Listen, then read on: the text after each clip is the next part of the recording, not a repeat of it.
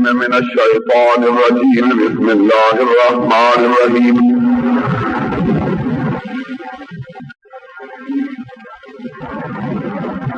يا أيها الذين آمنوا كلوا من طيبات ما رزقناكم واشكروا لله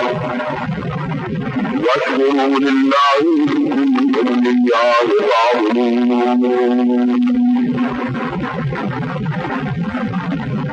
تمام قسم کی تعریفات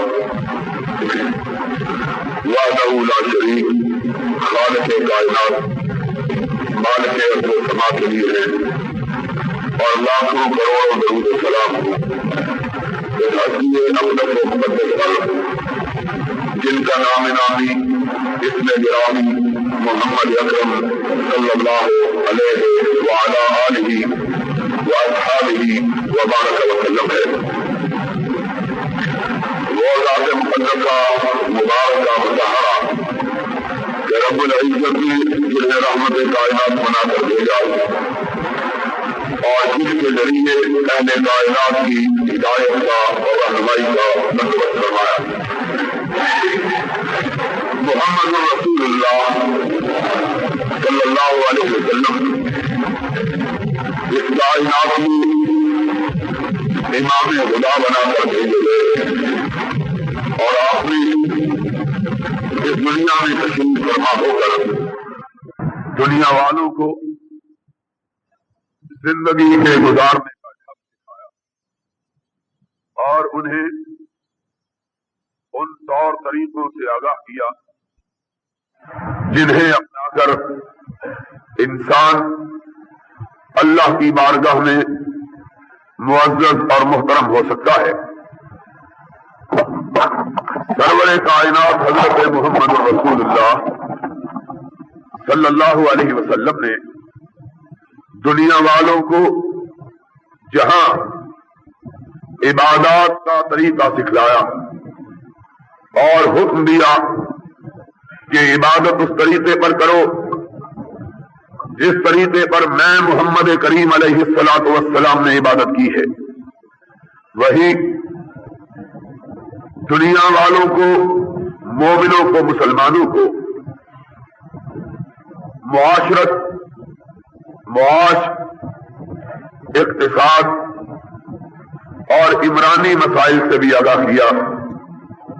اور مومن صرف وہی شخص ہے جو کہ رحمت کائنات صلی اللہ علیہ وسلم کو زندگی کے تمام معاملات میں اپنا قائد، اپنا راہبر اور اپنا رہنما مانتا ہے۔ اگر کوئی شخص یہ سمجھتا ہے کہ سرور گرامی علیہ الصلوۃ والسلام کی قیادت و امامت اور آپ کی نبوت اور رسالت اس کا دائرہ کار صرف عبادات تک محدود ہے، تو اس نے نبی محترم علیہ الصلوۃ والسلام کی امامت کو نہیں سمجھا ہے۔ اسی سلسلے میں ہم نے پچھلے خطبہ جمعہ کے اندر اس بات کو بیان کیا تھا کہ مسلمانوں کو، مومنوں کو، چونکہ نبی پاک حضرت محمد رسول اللہ صلی اللہ علیہ وسلم کی تمام معاملات میں ابتداء اور پیروی کرنا ضروری ہے، اس کے لیے یہ سمجھنا بھی بہت لازمی ہے کہ اسلام ہمہ پہلو دین ہے۔ اسلام مذہب نہیں ہے، بلکہ اللہ نے اسے دین قرار دیا ہے۔ ان الدین عند اللہ الاسلام۔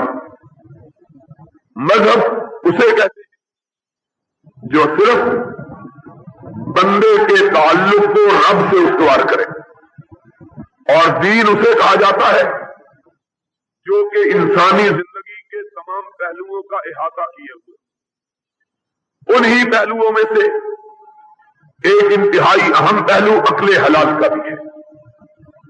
ہم نے گزشتہ خطبہ جمعہ میں یہ گزارش کی تھی کہ اگر کسی شخص کے کپڑے ناپاک ہیں تو وہ شخص چاہے کتنی بھی عبادت کرے رب کی بارگاہ میں اس کی عبادت اس لیے قابل قبول نہیں ہے کہ اس نے پلید کپڑے پہن کے عبادت میں اپنے آپ کو کھڑا کیا. چادریں اگر ناپاک ہو تو انہیں احرام کے طور پر استعمال کر کے حج نہیں کیا جا سکتا.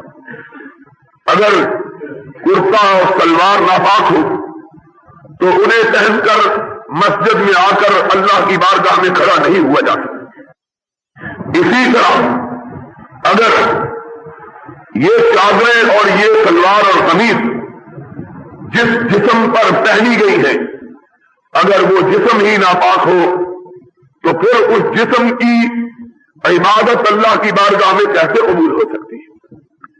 جسم کو پاک بنانے کے لیے اپنی روزی کو پاک بنانا ضروری ہے. اسی لیے رب کائنات نے اپنے کلام مجید میں مومنوں کو اپنی بندگی کا حکم بعد میں دیا، عقل حلال کا حکم پہلے دیا ہے. یہ بات بہت زیادہ سمجھنے کی ہے کہ رب ذوالجلال نے مسلمانوں کو یہ نہیں کہا ہے کہ تم میری عبادت کرو، مجھ پر ایمان لاؤ، میری بندگی کرو، میرے نبی اور میرے رسول کی اطاعت کرو اور جو جی چاہے کھاتے اور پیتے رہو. یا یہ بھی نہیں کہا کہ پہلے اپنی عبادت کا حکم دیا ہو اور بعد میں عقل حلال کی تلقین کی ہو، بلکہ رب ذوالجلال نے مسلمانوں کو خطاب کر کے نبی پاک صلی اللہ علیہ وسلم کی امت کو مخاطب ہو کے یہ کہا ہے، یا ایھا الذین آمنو، اے میرے نبی کے ماننے والو، کلوا من طیبات ما رزقناکم واشکروا للہ، پہلے حلال کھاؤ پھر اللہ کی بندگی اور اللہ کا شکریہ ادا کرو. ان کنتم ایاہ تعبدون، اگر تم رب کی عبادت کرنا چاہتے ہو تو اس کے لیے ضروری ہے کہ پہلے اپنے حلال کا اہتمام کرو. اور آپ حیران رہ جائیں کہ یہ وہی حکم ہے جو رب کائنات نے اپنے رسولوں کو بھی دیا. ایک ہی بات اپنے نبیوں کو کہی اور وہی بات نبیوں کے پیروکاروں کو کہی. نبیوں کے پیروکاروں کو اور اپنے آخری نبی حضرت محمد رسول اللہ صلی اللہ علیہ وسلم پر ایمان لانے والوں کو کہا، یا ایھا الذین آمنوا کلوا من طیبات ما رزقناکم، عقل حلال کا بندوبست کرو. اور جب رسولوں کو اللہ نے خطاب کیا تو یہی کہا، یا ایھا الرسل کلوا من الطیبات واعملوا صالحا، پہلے حلال کھاؤ پھر لوگوں کو اللہ کی بندگی کی طرف بلاؤ. اس لیے کہ جب تک حلال نہ کھائے گا انسان کی زبان میں تاثیر پیدا نہیں ہوگی. پیغمبروں کو بھی اللہ نے اپنی بندگی کی طرف بلانے سے پہلے،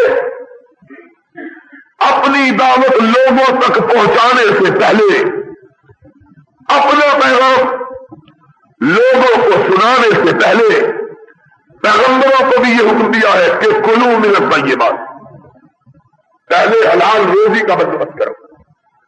اگر روزی حلال نہیں ہے تو پھر دعوت و تبلیغ میں کوئی تاثیر نہیں.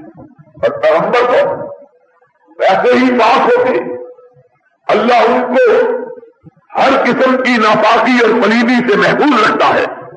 لیکن اللہ رب العزت نے مومنوں کو عقل حلال کی اہمیت سمجھانے کے لیے اپنے رسولوں کو خطاب کر کے بھی یہی حکم دیا، یا ایھا الرسل کلوا من الطیبات واعملوا صالحا.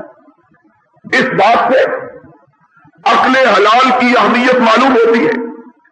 اب سوال یہ ہے کہ عقل حلال اتنا ہی ضروری ہے، اس قدر لازمی ہے، تو ہمیں یہ معلوم ہونا چاہیے کہ حلال کسے کہتے ہیں اور حرام کسے کہتے ہیں. موٹے قاعدے یاد رکھو، ہر وہ تجارت جس کے اندر سود کی معمولی سی آمیزش بھی ہو وہ ساری روزی کو حرام بنا دیتی ہے. بالکل اسی طرح جس طرح کے اگر دودھ کا پیالہ بھرا ہوا ہو، لبالب پیالہ دودھ سے لبریز، اس پیالے کے اندر پیشاب کی ایک چھینٹ پڑ جائے پورا دودھ ناپاک ہو جاتا. اگر سے پیشاب کے نسبت کو اگر دیکھا جائے تو وہ دودھ کے مقابلے میں بہت تھوڑی ہے، چند قطرے، لیکن چند قطرے پورے دودھ کے پیالے کو ناپاک بنا دیتے. اسی طرح ساری حلال کی روزی اگر اس میں معمولی سی سود کی آمیزش ہو جائے پوری حلال روزی حرام ہو جاتی ہے. اسی طرح وہ ساری تجارت کی قسمیں جنہیں اللہ رب العزت نے اپنے کلام مجید میں اور سرور کائنات علیہ الصلوۃ والسلام نے اپنے فرامین مبارکہ میں ناجائز اور ممنوع قرار دیا ہے، وہ ساری تجارت کی قسمیں حرام ہیں. ان سے حاصل ہونے والی روزی حرام، اور صرف ان سے حاصل ہونے والی روزی حرام نہیں رہتی بلکہ اس سے باقی قسموں سے حاصل کی جانے والی روزی بھی حرام ہو جاتی ہے، وہ بھی حرام ہو جاتی ہے. اب دیکھنا یہ ہے کہ وہ کون سی چیزیں ہیں جن کی تجارت ممنوع ہے، اور تجارت کی وہ کون سی قسمیں ہیں جنہیں اللہ تبارک و تعالیٰ نے ناجائز قرار دیا یا رب کے نبی حضرت محمد الرسول اللہ صلی اللہ علیہ وسلم نے انہیں حرام ٹھہرایا. سب سے پہلی بات یاد رکھنے کی یہ ہے، ہر ناپاک چیز، ہر پلید چیز اسلام کی شریعت کے اندر حرام ہے. جو بھی پلید چیز ہے وہ حرام، اس کا لین دین کرنا بھی اللہ نے کہا ہے یحلل لهم الطیبات ویحرم علیہم الخبائث. اللہ نے ساری پاک چیزوں کو تمہارے لیے حلال اور ساری ناپاک چیزوں کو تمہارے لیے حرام کرا دیا. مردار یہ ناپاک ہے، اس کی خرید و فروخت بھی جائز. ہر وہ چیز جو حرام ہو اس کی لین دین کرنا بھی جائز. اگر کوئی حرام چیز کی لین دین کرتا ہے اس کا مطلب یہ ہے کہ وہ اپنی روزی کو حرام بنا دیتا. حرام چیزیں کون سی ہیں؟ رب کائنات نے کلام مجید میں ارشاد کیا ہر خبیث چیز، ہر ناپاک چیز، ہر پلید چیز، ہر نقصان دینے والی چیز اللہ نے مومنوں کے لیے حرام کرا دی ہے. اب اس قاعدے اور اصول کو سامنے رکھ کر ہم تجارت کے سارے معاملات کو اسی پیمانے پر ناپ لیں کہ کون سی چیز ناپاک ہے اور کون سی پاک ہے، کون سی نقصان دینے والی ہے اور کون سی نقصان دینے والی نہیں ہے. جو بھی ناپاک ہے اس کا لین دین کرنا حرام ہے، جو بھی نقصان دینے والی ہے اس کا لین دین کرنا جائز. مثال کے طور پر مردار ناپاک ہے، خنزیر سور ناپاک ہے، کتا ناپاک ہے. ان کی خرید و فروخت جائز. چند مہینے پہلے اس اسلامی جمہوریہ پاکستان کی حکومت کی خواہش پر، اس کے اشارے پر چند ضمیر فروش مولویوں نے فتویٰ دیا تھا کہ پاکستان کے سور، پاکستان کے خنزیر پکڑ کر انہیں انگریزوں کے ہاتھ فروخت کرنا جائز ہے. ان خنزیروں کو پکڑ کر کیوں فروخت کرتے ہو؟ اصلی خنزیروں کو پکڑ کر فروخت کر دو. شرف کی بات ہے. پھر جسے عرش والے خدا نے حرام قرار دیا، جسے مدینے والے مصطفیٰ نے حرام کیا، دنیا کے سارے مولوی مل کر اس حلال کو حرام اور اس حرام کو حلال کر سکتے؟ کوئی دنیا کا فتویٰ حرام کو حلال اور حلال کو حرام نہیں بنا سکتے. یہ ساری پلیت چیزیں، ان کی خرید بھی حرام، ان کی فروخت بھی. کتا صرف وہ فروخت کرنا اور وہ خریدنا جائز ہے جس کو چوکیداری سکھائی گئی، جس کو چوکیداری یا شکار کرنا سکھایا گیا ہو. اس کتے کے سوا کسی کتے کی خرید و فروخت جائز. صرف اس کو اس لیے استثناء کیا گیا ہے کہ مومن اور مسلمان اپنی حفاظت اور اپنی نگہداشت کے لیے ایسے کتوں کو رکھ سکے اپنے کھیتوں میں، اپنے کھلیانوں میں، اپنی حفاظت کی چیزوں میں. لیکن جن لوگوں نے یہ کتے پال رکھے جو بلی کو دیکھ کے ڈر جائے اور بہانہ بنا رکھا ہے ان کو ہم نے حفاظت کے لیے پالا ہوا. اکثر گھروں کے اندر میں نے دیکھا ہے دیندار لوگوں نے بھی کتے رکھے ہوئے. ان سے پوچھا گیا ان کو کیوں رکھا ہوا ہے؟ بہانہ اور ان کو چوکیداری کے لیے رکھا ہوا ہے. میں نے کہا آدمی ذرا بہت زور سے مارنے تو یہ کتا بھاگ جاتا ہے. یخادعون اللہ والذین آمنوا وما یخدعون الا انفسهم وما یشعرون. رب کائنات نے کہا جو اللہ کو مومنوں کو دھوکہ دیتے ہیں وہ نہیں جانتے اللہ اور مومنوں کو دھوکہ نہیں دے رہے، اپنے آپ کو دھوکہ دے رہے ہیں. اللہ کو دھوکہ دیتے، اللہ کو برگلاتے ہو، معاذ اللہ اللہ کو بہلاتے ہیں. اللہ جانتا ہے نیتوں کو. تو بہرحال صرف وہ کتا جو واقعی چوکیداری کے لیے رکھا گیا اس کو چھوڑ کر باقی ہر قسم کے کتے کی خرید و فروخت، خریدنے والا بھی گنہگار، بیچنے والا بھی، اسی طرح سور، اسی طرح مردار، اسی طرح شراب، اسی طرح جوا کھیلنے کی ساری چیزیں، تاش کے پتے یا اور وہ ساری چیزیں جن پر جوا کھیلا جا سکتا ہے، ان کا بنانا حرام، ان کا فروخت کرنا حرام اور ان کا خریدنا، یہ ساری تجارت حرام کی کمائی ہے. اسی طرح چند وہ کھیل جن کا نام لے کے محمد الرسول اللہ صلی اللہ علیہ وسلم نے انہیں ناجائز قرار دیا، جس طرح کے شطرنج ہے. یاد رکھو مسئلہ، نبی پاک صلی اللہ علیہ وسلم نے شطرنج کا نام لے کر اسے حرام قرار دیا.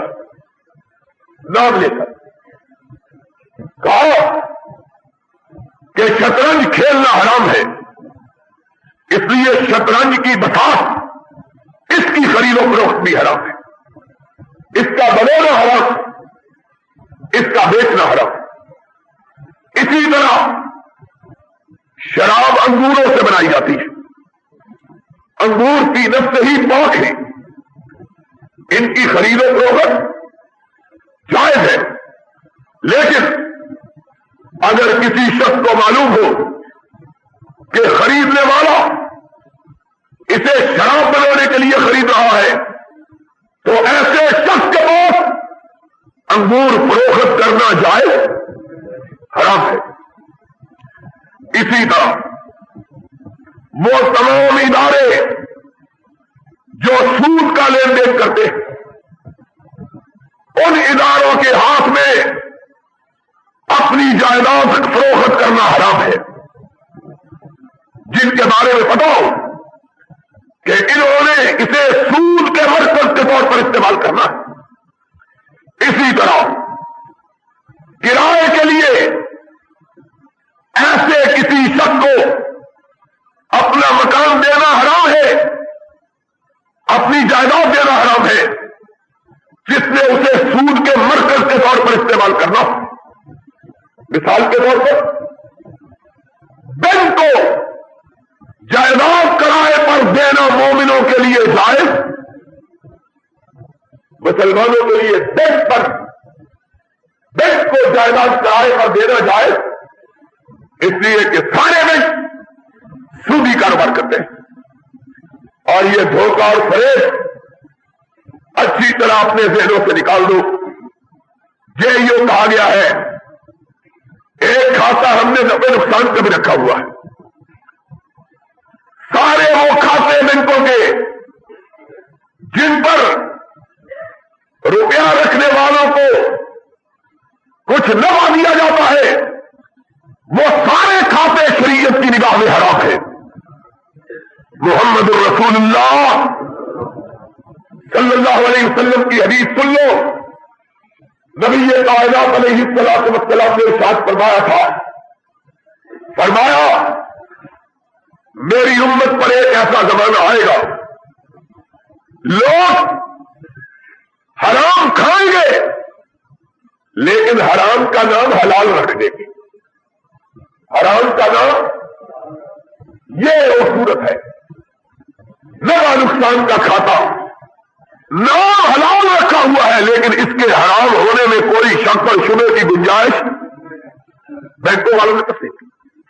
اور یہ بدبخت حکمران انہوں نے کئی دفعہ لوگوں کو جھوٹے وعدے دیے، کہا ہم پاکستان کی معاش کو اور معیشت کو اسلامی بنانا چاہتے ہیں اور اس کے لیے ہم نے سود کو ختم کرنے کا ارادہ کر لیا، لیکن جو اخبارات میں ان کے اپنے وزیروں کی خبر آئی ہے اس سے معلوم ہوتا ہے کہ پاکستان کے اندر سود کا خاتمہ نہیں ہوا بلکہ سود کی شرح میں اضافہ کر دیا گیا،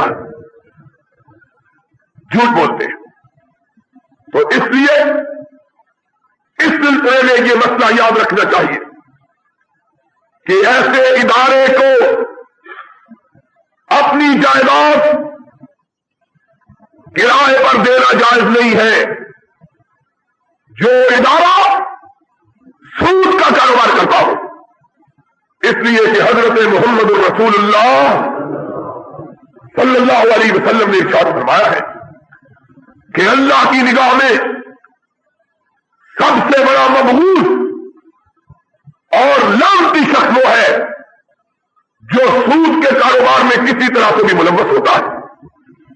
اور آپ نے صرف یہی نہیں کہا کہ وہ شخص لعنتی ہے جو سود لیتا اور دیتا ہے، بلکہ آج مسئلہ یاد رکھ لو، نبی کائنات جن کو اللہ نے ناطق وحی بنا کر بھیجا ہے انہوں نے یہ بھی ارشاد کیا ہے سود لینے والے پر بھی اللہ کی لعنت، سود دینے والے پر بھی اللہ کی، بس فرمایا نہیں، سود کی دستاویز لکھنے والے پر بھی اللہ کی لعنت، سود کی دستاویز لکھنے والے پر بھی اللہ کی لعنت۔ اللہ کے رسول بس فرمایا نہیں، جو اس دستاویز پہ گواہی ڈالتا ہے اللہ کی اس پر بھی لعنت ہو۔ کئی لوگ خود سود نہیں لیتے، نہ لیتے ہیں دیتے، لیکن کوئی دوست آ گیا ہے، رشتہ دار آ گیا ہے، اس نے کہا حاجی صاحب آپ تو لیتے نہیں، اپنے بینک کو سفارش کر کے مجھ کو لے دیں۔ حاجی صاحب ٹوپی پہنتے ہیں اور چل پڑتے ہیں، سمجھتے ہیں اس کو برا ہوگا، مجھ کو کیا ہے؟ سن لو، جو سود دلوانے کی سفارش کرتا ہے وہ بھی اتنا ہی لانتی ہے جتنا کہ سود لینے اور دینے والا لانتی ہے. بالکل اسی طرح حضرت محمد الرسول اللہ صلی اللہ علیہ وسلم نے شراب کے بارے میں فرمایا شراب پینے والا لانتی، شراب پلانے والا لانتی، شراب پیمانے میں ڈالنے والا لانتی، شراب کے لیے انگور نچوڑنے والا لانتی، جس کے لیے شراب انڈیلی جا رہی ہے وہ لانتی ہے. کئی حاجی صاحب ایسے بھی دیکھے نہ شراب پی نہ خریدی نہ آدھی، مہمان آ گیا اس کے لیے لے کے جا رہا ہوں. مہمان کے لیے لانے والا بھی اتنا ہی لانتی ہے جتنا کہ پینے والا لانتی ہے. شریعت محمد رسول اللہ صلی اللہ علیہ وسلم کی واضح شریعت ہے. اس کے اندر کوئی بھاؤ،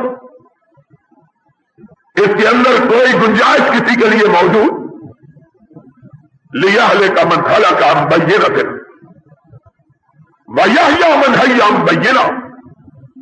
جو مسلمان ہونا چاہتا ہے کھل کے مسلمان ہوئے، جو کافر رہنا چاہتا ہے کافر ہو جائے. میرے پاس ایک دفعہ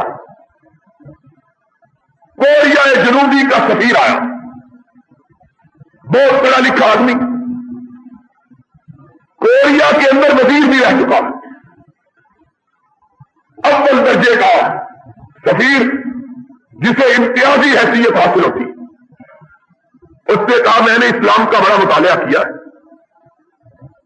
مجھے دنیا میں اس سے زیادہ اچھا مذہب کوئی نہیں لگا. دنیا کے جتنے مذہب ہیں سب کو میں نے پڑھا، لیکن ان سارے مذہبوں میں سب سے اعلیٰ مذہب اگر مجھے نظر آیا ہے تو اسلام نظر آیا. میں نے کہا پھر مسلمان کے لیے جاتے کہنے لگا اگر ایک چیز کی اجازت مجھے مل جائے تو میں آج مسلمان ہونے کے لیے تیار ہوں. میں نے کہا یہ بڑے تعجب کی بات ہے، ایک آدمی اسلام کی اتنی تعریف کر رہا اور یہ کہتا ہے کہ دنیا میں اس سے بہتر اور کوئی مذہب نہیں، اور یہ بھی کہتا ہے میں آج مسلمان ہونے کے لیے تیار ہوں. پھر ایک چیز سوچتی ہے، میں نے کہا ایک چیز سوچتی ہے، کہا مجھے بچپن سے شراب کی عادت پڑی ہوئی ہے، شراب میں نہیں چھوڑ سکتا. میں نے کہا سنو، محمد رسول اللہ صلی اللہ علیہ وسلم کے پاس بھی ایسے لوگ آئے تھے جنہوں نے کہا تھا یا رسول اللہ باقی سارا اسلام مانتے ایک چیز کی اجازت دے دی. آسمان والے نے جواب دیا ادخلوا فی السلم کافہ. مومن اسلام وہی ہوگا جو سر سے لے کر پاؤں تک اسلام میں داخل ہو. آدھا اسلام اللہ کو قبول، جو شراب پیے گا کل بدکاری کے لیے بھی وعدہ ہو جائے. کل کوئی اور کا ایک آدمی نبی پاک حضرت محمد الرسول اللہ صلی اللہ علیہ وسلم کے پاس آئے. اس نے آگیا یا رسول اللہ اسلام بڑا اچھا مذہب ہے، آپ نے فرمایا کہ مسلمان ہو جائے. اس نے کہا اللہ کے رسول میرا دل اسلام لانے کو چاہتا ہے لیکن مجھ کو ایک عادت پڑی ہوئی وہ مجھ سے نہیں چھوٹ سکتی، اگر اس کی مجھے اجازت مل جائے تو میں تیار ہوں. آپ نے فرمایا کیا عادت ہے؟ اس نے کہا مجھے بدکاری کی عادت ہے. آپ نے فرمایا مجھے ایک بات کا جواب دے دے. اس نے کہا یا رسول اللہ فرمائیے کیا بات؟ آپ نے فرمایا تیرا دل چاہتا ہے کہ کوئی تیری بیٹی کے ساتھ بدکاری کرے. اس کے روز میں کھڑے ہوئے. اس نے کہا یا رسول اللہ یہ نہ کہیے. آپ نے فرمایا چلو یہ نہ صحیح تیری ماں کے ساتھ.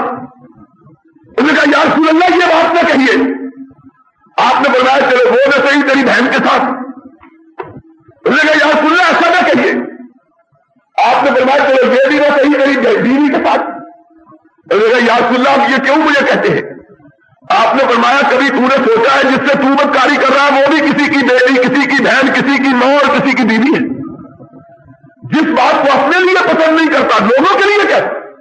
اس نے کہا یا رسول اللہ ہے تم کو اللہ ہے تو بکر رسول اللہ کے رسول آپ آگے بڑھائیے، میں اسلام لاتا ہوں اور آپ سے وعدہ کرتا ہوں جب تک زندہ رہوں گا برائی کے قریب نہیں پھٹکوں گا. اسلام کا پورا اختیار کریں۔ یہ کیا اسلام لا کر آج ہم نے اپنا بیڑا جو غرق کر رکھا، اس کا سبب یہ ہے کہ ہم نے اسلام کو پورا پورا قبول، اور اللہ کی رحمتیں جو ہم کو چھوڑے ہوئے ہیں، اس کی وجہ بھی یہ ہے کہ ہم نے اسلام کو صحیح معنوں میں اختیار جتنا جی چاہا مان لیا، جتنا جی چاہا، جتنا دل میں آیا مان لیا، جس پر دل نہ چاہا اس کو۔ یہی وجہ ہے کہ آج اللہ کا عذاب ہمارے دروازوں پہ دستک دے رہا ہے۔ خدا کی قسم ہے، میں منبر رسول پہ کھڑا ہو کر آپ حضرات سے یہ بات کہنا چاہتا ہوں، شاید اور لوگ اس بات کو نہیں سمجھتے، اللہ کا عذاب ہمارے سروں کے اتنا قریب آ چکا ہے کہ ڈر آتا ہے رات کو سوئیں گے پتہ نہیں صبح کو اٹھنا نصیب ہوگا کہ نہیں ہوگا۔ تمہیں معلوم نہیں ہے کے آسمان کے نیچے پڑی ہوئی ہے، ان کے سر کو ڈھانپنے کے لیے خیمہ بھی موجود نہیں ہے۔ یہ ہماری طرح کی لوگ ہیں، بلکہ ہم سے بھی زیادہ قد و رست اور توانا طاقتور۔ اللہ کا عذاب جب آتا ہے پھر اس طرح اپنی لپیٹ میں لیتا ہے کہ انسانوں کو اپنے بچاؤ کی کوئی تدبیر بھی نظر ان بطش ربک لشدید۔ اور یاد رکھو اللہ کے عذاب کو دنیا والوں سے قریب کرنے والی سب سے بڑی چیز جو ہے وہ اکل حرام ہے۔ جو قوم حرام کی عادی ہو جائے اس قوم سے اللہ کا عذاب کبھی ٹل سکتا؟ اللہ کا عذاب کس سے ٹلتا؟ اللہ کا عذاب ٹلتا ہے دعاؤں سے، اللہ کا عذاب ٹلتا ہے اللہ کی عبادت سے، اللہ کا عذاب ٹلتا ہے اللہ کی بارگاہ میں گر گرانے سے۔ اور جو زبان لقمہ حرام کھاتی ہو اس زبان کی دعا، اس زبان سے جدا ہوئے الفاظ اس کے سر سے اوپر نہیں جاتے، عرش تک کیسے پہنچے؟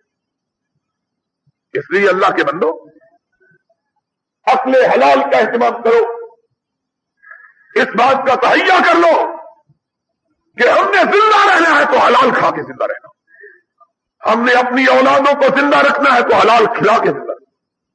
اور مجھے یقین ہے، میرا یہ ایمان ہے، بندہ اپنے رب سے جس بات کی توقع رکھے رب اس کی توقع کو پورا کر دیتا۔ اگر کوئی تہیہ کر لے میں نے حلال ہی کھانا ہے تو اللہ اس کو کبھی حرام کے قریب پھٹکنے دیتا، لیکن خود بندہ چور ہو جائے پھر دنیا کی کوئی طاقت اس کو حرام سے محفوظ۔ اس لیے لوگوں حلال کمائی کا بندوبست کرو۔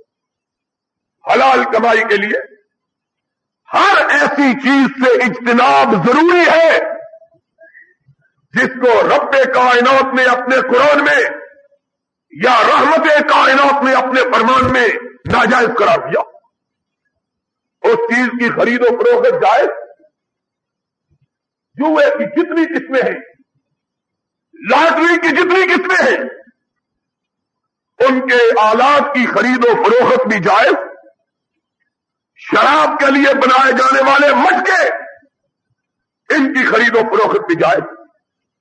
حدیث پاک میں آیا ہے محمد الرسول اللہ صلی اللہ علیہ وسلم نے ان سارے برتنوں کو حرام قرار دیا ہے جو برتن حرام کے لیے استعمال ہوتے ہیں، وہ سارے برتن حرام ہیں، ان کی خرید و فروخت بھی حرام ہے۔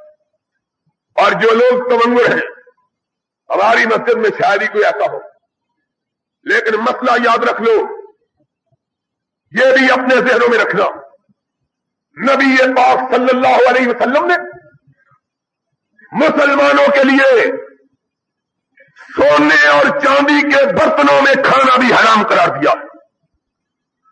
سونے اور چاندی کے برتنوں میں کھانا بھی اس لیے جو شخص کھانے کے لیے سونے اور چاندی کے برتن خریدتا ہے وہ حرام کا ارتکاب کرتا ہے، اس کی روزی حرام ہے۔ سونے اور چاندی کے برتن کھانے کے لیے بیچنا حرام، خریدنا حرام ہے۔ ویسے سونا اپنی بیویوں کو جتنا بھی چاہے پہناؤ، لیکن اس کو برتنوں کے طور پر استعمال کرنا جائز۔ اس لیے علماء نے اس بات میں بھی احتیاط کی ہے کہ بڑے ہوٹلوں کے اندر، دنیا کے جتنے بڑے ہوٹل ہیں ان کے اندر پیالیاں اور ان کے چمچے چینی ڈالنے کے لیے یا چائے میں چینی ہلانے کے لیے یا کھانے کے لیے بڑے بڑے ہوٹلوں میں چاندی کے چمچے اور کانٹے استعمال کیے جاتے ہیں۔ کسی مومن کو چاندی کا بنا ہوا کانٹا یا چاندی کا بنا ہوا چمچ استعمال کرنا شرعاً جائز ہے۔ اسی طرح سرور کائنات حضرت محمد الرسول اللہ صلی اللہ علیہ وسلم کی امت کے مردوں کے لیے ریشم کے کپڑے پہننا جائز، ریشم کے کپڑے پہننا جائز۔ ریشمی کپڑا وہ ریشم جو کہ کیڑے کا ہو، آرٹیفیشل مصنوعی سلک، اس کے کپڑے پہننے میں کوئی گناہ، لیکن خالص ریشم کے کپڑے مومنوں کو پہننا جائز ہے۔ اگر کسی کو خارش کی بیماری ہو، صرف بیماری کے دور کرنے کے لیے علاج کے طور پر وہ ریشم کا کرتا پہن سکتا ہے، لیکن محمد الرسول اللہ صلی اللہ علیہ وسلم نے فرمایا کہ نشہ چیز، جتنی نشہ چیزیں ان کو دوائی کے طور پر بھی استعمال کرنا جائز ہے۔ اسی لیے جہاں شراب کی خرید و فروخت اور شراب کی دکان کھولنا حرام ہے، اسی طرح چرس کی، افیم کی، ہیروئن کی اور بھنگ کی نشہ آور چیزیں دوسری جو ہے ان کی خرید و فروخت بھی ایک مسلمان کے لیے جائز ہے۔ اور دیکھو تو صحیح، اللہ نے کتنا اعلیٰ مذہب ہم کو عطا کیا۔ اگر ہم شریعت کے احکام پر پابندی سے عمل کریں، ہمارے معاشرے میں پھیلے ہوئے جتنے گناہ ہیں یہ سب مٹ جائیں، ان کا کوئی وجود بھی باقی۔ اگر کوئی نشے والی چیز نہ فروخت کرے، نہ اس کو خریدے، پھر بچوں کو نشے کی عادت کبھی پڑ سکتی کہاں سے پڑتی ہے؟ بازار میں بکتی ہے، لوگ خریدتے۔ سن لو، جو کوئی بھی نشاور چیز کی خرید و فروخت کرتا ہے وہ محمد الرسول اللہ صلی اللہ علیہ وسلم کی امت سے کوئی تعلق، خریدنے والا بھی اور دوسری بات میں یہ کہہ رہا تھا کہ مردوں کے لیے اللہ کے رسول نے ریشم کے کپڑے پہننے حرام کرا دیے۔ اسی طرح مردوں کے لیے سونے کا کوئی سا زیور، سونے کا، آنکھیں کھول کر سنو میری بات، سونے کا کوئی سا زیور بھی پہننا جائز۔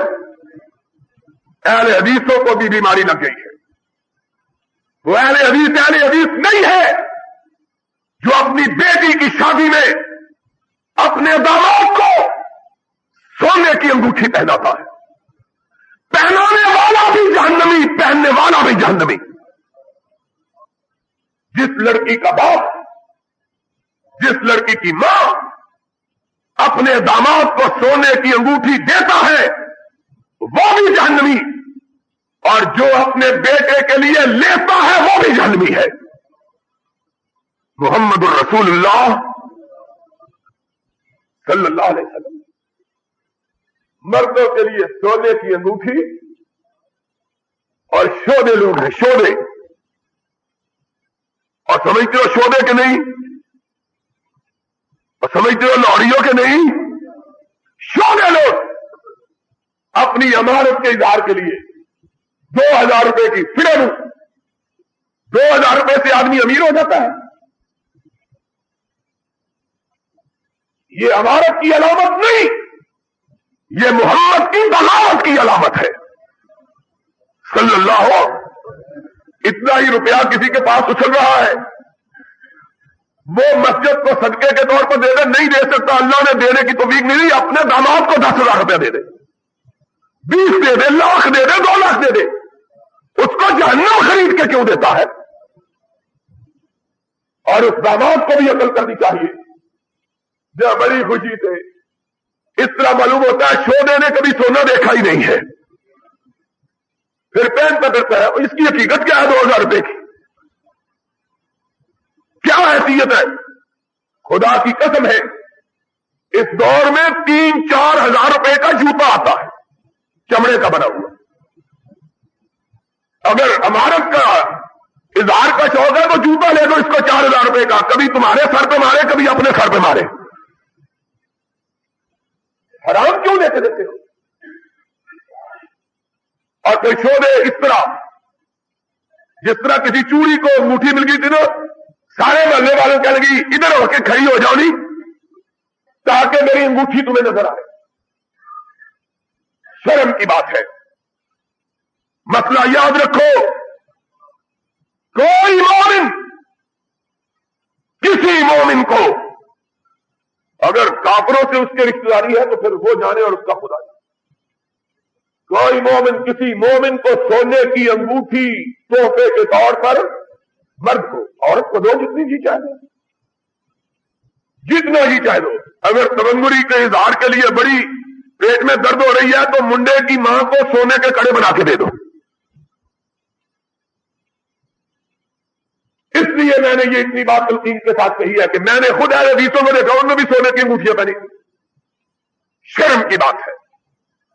मुहम्मद रसूलुल्लाह सल्लल्लाहु अलैहि वसल्लम की बारगाह में एक आदमी आया, उसने सोने की अंगूठी पहनी थी। हजूर की आदत यह थी, मसला बड़ी नरमी के साथ समझाते थे, बड़े प्यार के साथ, बड़ी मोहब्बत के साथ, बड़ी शफकत के साथ।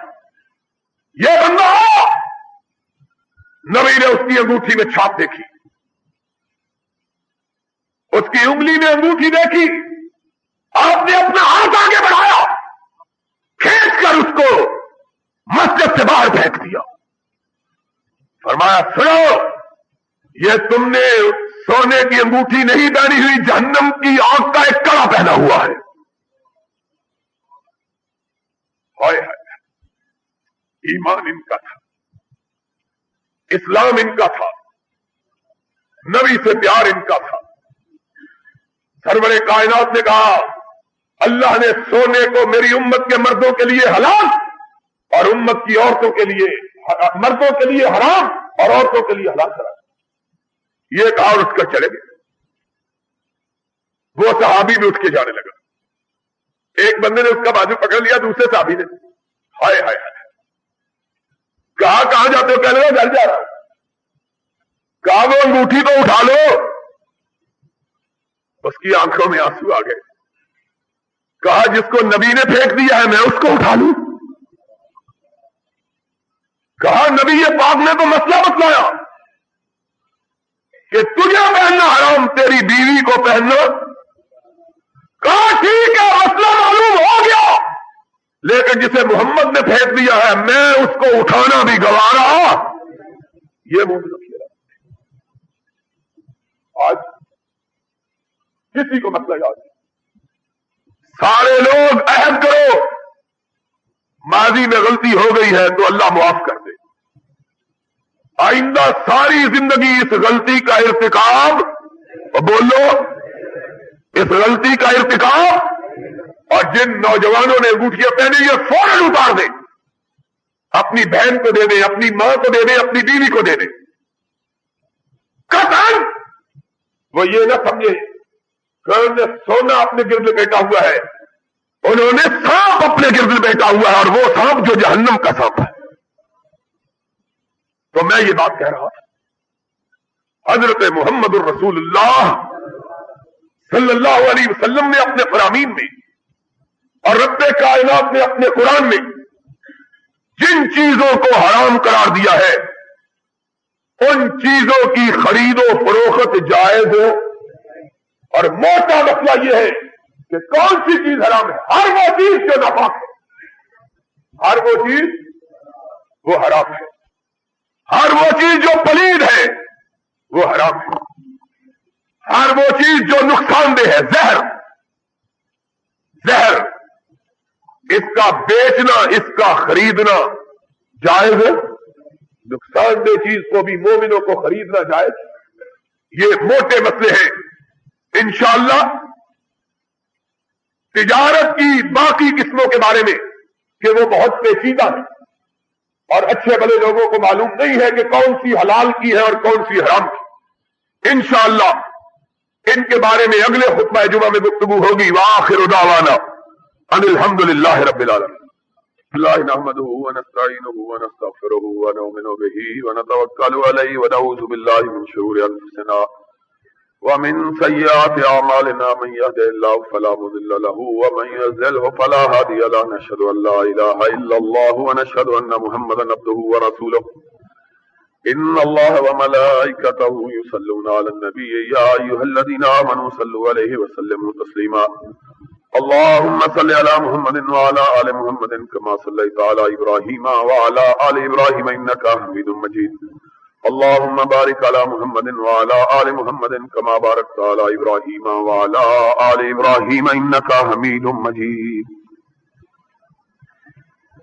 ایک دوست نے سوال کیا ہے کہ ہر نقصان دہ چیز کا اگر خرید و فروخت کرنا حرام ہے تو سگریٹ اور تمباکو یہ بھی نقصان دہ ہے. اس کے بارے میں شریعت کا حکم کیا ہے؟ اکثر علماء کا فتویٰ یہ ہے، اکثر علماء کا فتویٰ یہ ہے کہ سگریٹ کی، تمباکو کی خرید و فروخت جائز نہیں ہے. سگریٹ اور تمباکو کی خرید و فروخت جائز، اور ہمارے جتنے پرانے اہل حدیث ہوا کرتے تھے ان کے ہاں سگریٹ کا کوئی تصور ہی نہیں تھا خاص طور پر. اور آج کی نئی طب نے یہ ثابت کر دیا ہے کہ جتنے لوگ سگریٹ پیتے ہیں ان کو کینسر ہو جاتا ہے، ان کو کینسر ہو جاتا ہے. اب حکومتوں نے، امریکہ کی حکومت نے بھی یہ فتویٰ دیا ہے کہ ہر سگریٹ کی ڈبیا کے اوپر لکھا جائے کہ یہ خرید رہے ہو کینسر خرید رہے ہو. خرید رہے ہو تو کیا خرید رہے ہو؟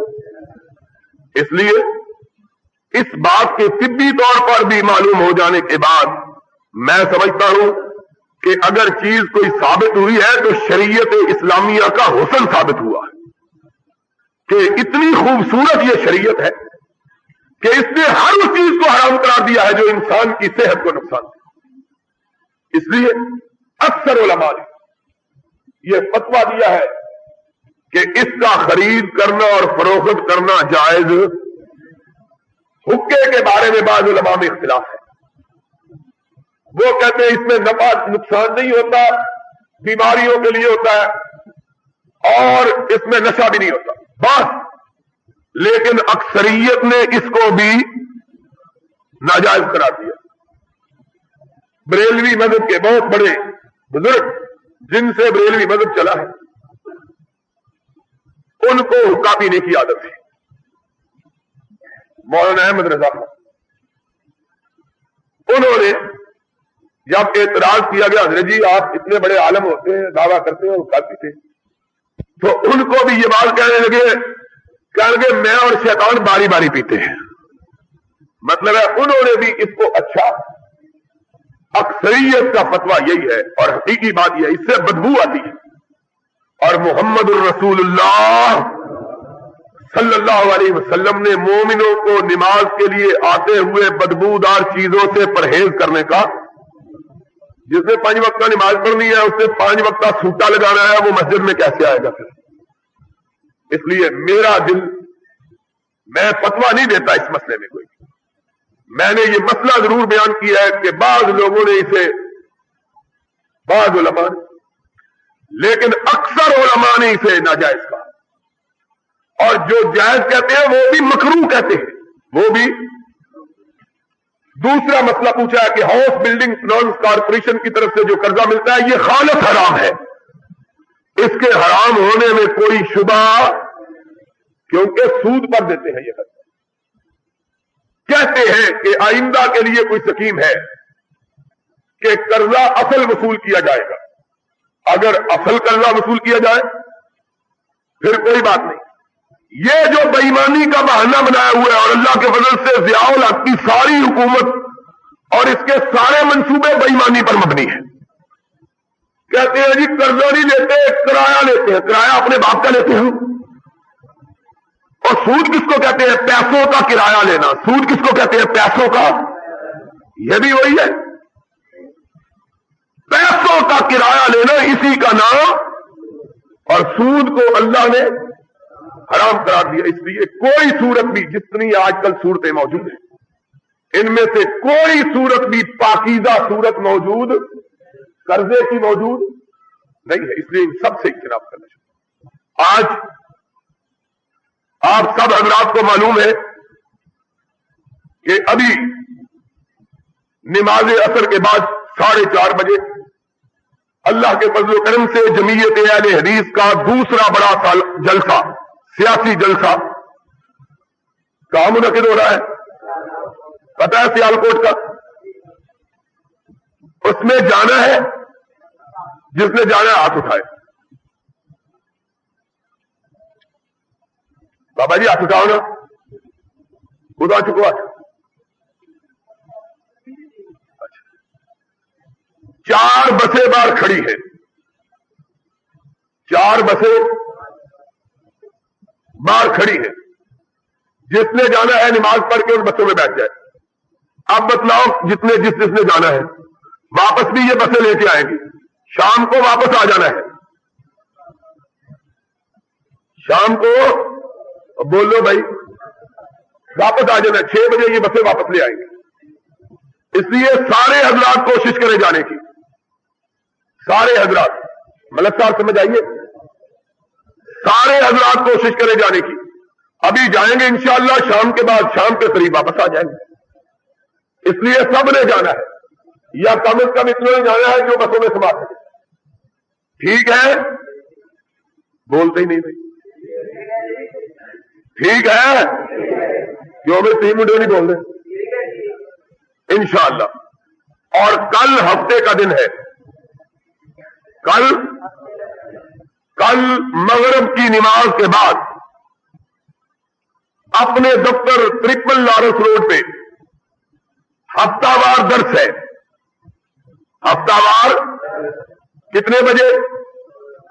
نماز مغرب سے لے کر عشاء تک، اور عشاء کے بعد میر اکرم صاحب کی طرف سے سارے حاضرین کی دعوت ہے کھانے کی. اس لیے کھانا اتنا حیثیت نہیں رکھتا جتنا مسئلے کا سمجھنا. انشاءاللہ کل کے درس کا عنوان ہوگا اہل حدیث اور جمہوریت.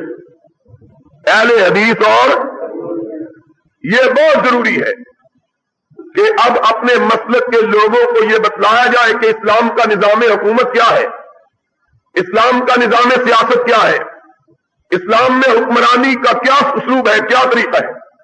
اس لیے ہم نے یہ فیصلہ کیا ہے کہ معاشی، معاشرتی، سیاسی، سماجی اور عدالتی مسائل کے لیے ہفتہ وار درس کا اہتمام ہو.